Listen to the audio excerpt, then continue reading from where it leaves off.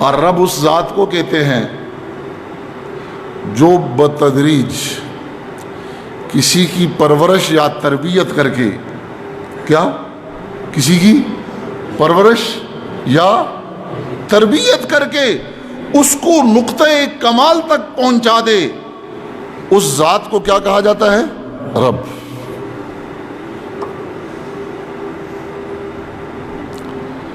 اسی سے اب بھی ہے نا، دونوں ہم وزن ہیں، اب اور رب۔ اب کا کام کیا ہے؟ یہ پالتا نہیں ہے، پالنے کا ذریعہ ہے۔ اب باپ کو کہتے ہیں، اب باپ کو کہتے ہیں، ہم بھی کہتے ہیں ابا جی، ابا حضور۔ ابراہیم علیہ السلام بھی اپنے باپ کو کہتے ہیں یا ابتی، ارے ابا جان۔ اب اور رب، اب ذریعہ ہوتا ہے کس کا؟ پرورش کا۔ اور پالتا کون ہے؟ اب کے رب۔ جو پالے وہ رب، جو ذریعہ بنے وہ اب۔ اب یہ ابویت روحانی بھی ہوتی ہے، جسمانی بھی ہوتی ہے۔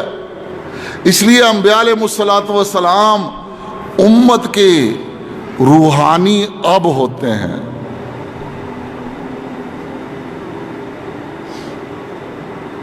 اس لیے انبیاء علیہ السلام امت کے روحانی اب ہوتے ہیں، جسمانی نہیں۔ ما کان محمد ابا احد من رجالکم ولکن رسول اللہ وخاتم النبیین۔ فرمایا پیغمبر تم میں سے کسی کے جسمانی اب نہیں ہے، کسی مردوں میں کسی مرد کے جسمانی اب نہیں ہے، ہاں روحانی روحانی اب ہوتے ہیں۔ ابراہیم علیہ السلام، یہ قربانیوں کے بارے میں پوچھا گیا صحابہ اکرام سے کہ یہ قربانیاں کیا ہیں؟ صحابہ اکرام نے حضور سے پوچھا یہ قربانی کیا ہے؟ فرمایا سنت ابیکم ابراہیم، یہ تمہارے باپ ابراہیم کی۔ ابراہیم کو کیا کہا؟ امت کا باپ کہا۔ کیوں؟ کہ کون سے باپ ہیں وہ؟ روحانی۔ کیونکہ روحانی غذا ان کے ذریعے ملتی ہے، اور روحانی غذا کیا ہے؟ شریعت کے اعمال۔ شریعت کے اعمال یہ روحانی غذا ہے، اور روحانی غذا جس کے ذریعے ملے وہ آپ کا روحانی اب ہے۔ اس لیے استاد بھی آپ کا روحانی اب ہے، اور شیخ بھی آپ کا روحانی اب ہے، کیونکہ یہ ذریعہ ہے ان روحانی غذاؤں کو تم تک پہنچانے کا۔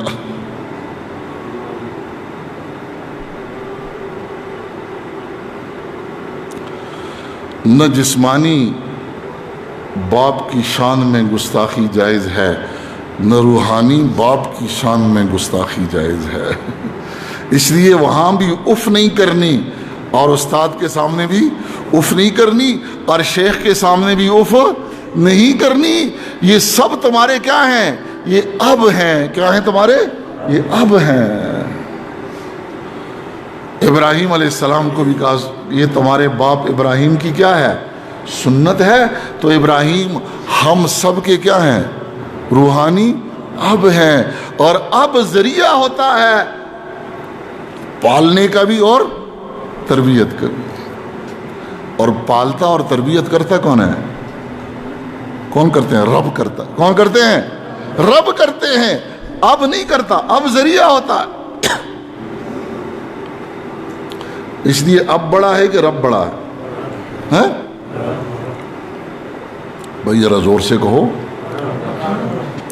اب بڑا ہے کہ رب بڑا ہے؟ رب بڑا ہے۔ تو کبھی کبھی مقابلہ آ جاتا ہے اب کا اور رب کا۔ اب کہتا ہے یہ کرو، رب کہتا ہے یہ کرو، پھر وہاں سنت ابراہیم سامنے رکھ دی ہے۔ ان کے اب کچھ اور کہہ رہے تھے اور ان کا رب کچھ اور کہہ رہا تھا۔ پھر سنت ابراہیم کیا ہے کہ اب کی بات جب رب سے ٹکرا دے تو اب کو چھوڑنا ہے رب کے لیے، لیکن رب کو نہیں چھوڑنا اب کے لیے۔ یہ ابراہیم علیہ السلام کے قصوں کا ضابطہ ہے۔